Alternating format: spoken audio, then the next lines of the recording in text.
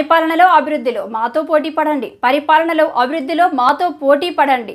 మార్గాన్ని భరత్ శనివారం మీడియాతో మాట్లాడుతూ పోలవరంపై బహిరంగ చర్చకు సిద్ధం. టీడీపీ హయాంలో ఏం జరిగిందో, వైఎస్ఆర్సీపీ హయాంలో ఏం జరిగిందో చర్చిద్దాం రండి. ప్రతిపక్షంలో ఉండి కూడా చెప్తా ఉన్నా, మీరు ఆంధ్రప్రదేశ్ వ్యాప్తంగా లేకపోతే మీరు నిపుణులను ఎవరు తెచ్చుకుంటారో తెచ్చుకోండి, నేను వస్తాను.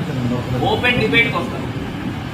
ఓపెన్ డిబేట్కి వచ్చి మీరు ఏం నిర్వాకాలు చేశారు, మేమేం చేశామనే దాని గురించి చర్చిద్దాం.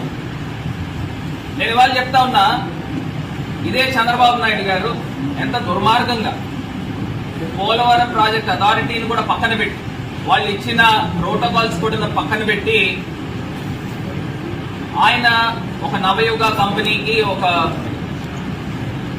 ఒక కంపెనీకి వాళ్ళు నామినేటెడ్ నవయుగాకి ఇవ్వడం జరిగింది. ఇచ్చినప్పుడు వాళ్ళు ఏదైతే నీతి ఆయోగ్ నివేదిక కూడా ఇచ్చారు 2016లో.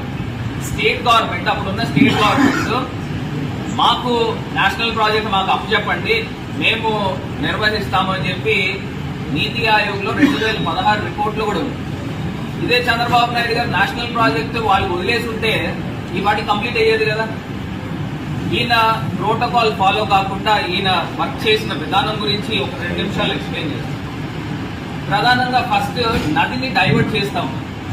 పోలవరం దగ్గర నదిని డైవర్ట్ చేసి అక్కడ ఈసీఆర్ఎఫ్ డ్యామ్ కట్టాలి. కట్టి అది అప్రోచ్ ఛానల్ మీదుగా, స్పిల్వే మీదుగా, స్పిల్ ఛానల్ మీదుగా నదిని డైవర్ట్ చేయాలి. ఫస్ట్ వీళ్ళు చేయాల్సిన కార్యక్రమం ఏంటండి, first approach channel, spillway, spill channel, hydraulic gates పెట్టిన తర్వాత ఆ ప్రాసెస్ కంప్లీట్ అయిన తర్వాత అప్పుడు ఈసీఆర్ఎఫ్ డ్యామ్ కట్టే ముందు coffer dam, up stream coffer dam నిర్మాణం చేయాలి. దాని తర్వాత డౌన్ స్ట్రీమ్ కాఫర్ డ్యామ్ నిర్మాణం చేయాలి. ఈ 2 కాఫర్ డ్యామ్లకి మధ్యలో ఉన్నది ఈసీఆర్ఎఫ్ డ్యామ్, అక్కడ నిర్మాణం చేస్తారు. ఆ ఈసీఆర్ఎఫ్ డ్యామ్ కింద ఉండేదే డయాఫ్రమ్ వాల్. ఆ డయాఫ్రమ్ వాల్ అంటే foundation.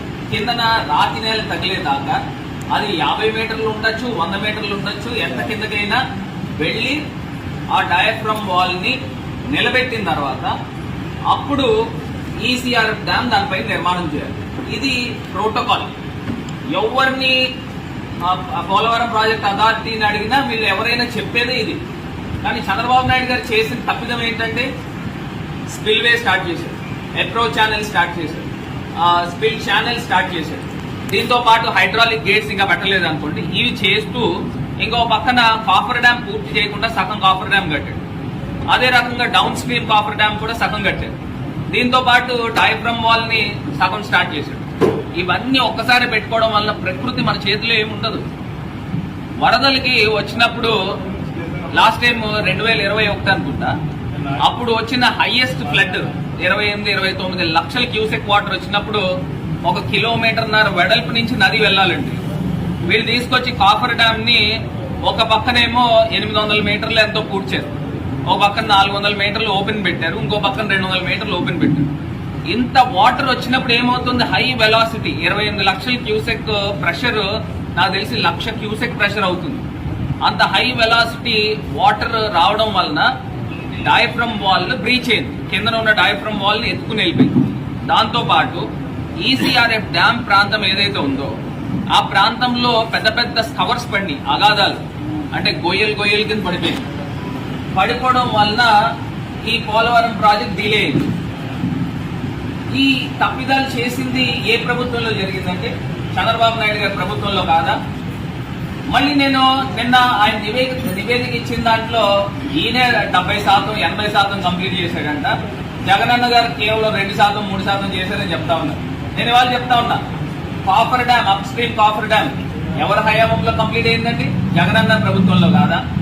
Down stream coffer dam ఎవరి హయాంలో కంప్లీట్ అయిందండి? జగనన్న ప్రభుత్వంలో కాదా? మొత్తం స్పిల్వే కంప్లీట్ చేసి హైడ్రాలిక్ గేట్స్ పెట్టి నీరుని, నదిని డైవర్ట్ చేసి ఈ స్పిల్ ఛానల్ మీదుగా పంపించింది ఎవరి హయాంలో పంపించారండి? ఈ నీరంతా కూడా జగనన్న గారి ప్రభుత్వంలో కాదా? మరి ఇన్ని కంప్లీషన్ చేసిన ప్రభుత్వం జగనన్న గారి ప్రభుత్వం అయితే కేవలం జగనన్న 4% కంప్లీట్ చేశాడు, 5% కంప్లీట్ చేశాడని తప్పుడు లెక్కలు ఇస్తా ఉంటారు. ఇవన్నీ పక్కన పెడితే ముందర పోలవరం ప్రాజెక్టు ఇంత అనర్థానికి దారి తీసిన భారతులు ఎవరు అని అడుగుతా ఉన్నారు. చంద్రబాబు నాయుడు గారు కాదా అని అడుగుతా ఉన్నారు. మరి ఇన్ని అబద్ధాలు చెప్తూ ఇవాళ ప్రజల్ని మోసం చేసే కార్యక్రమం చేస్తాం.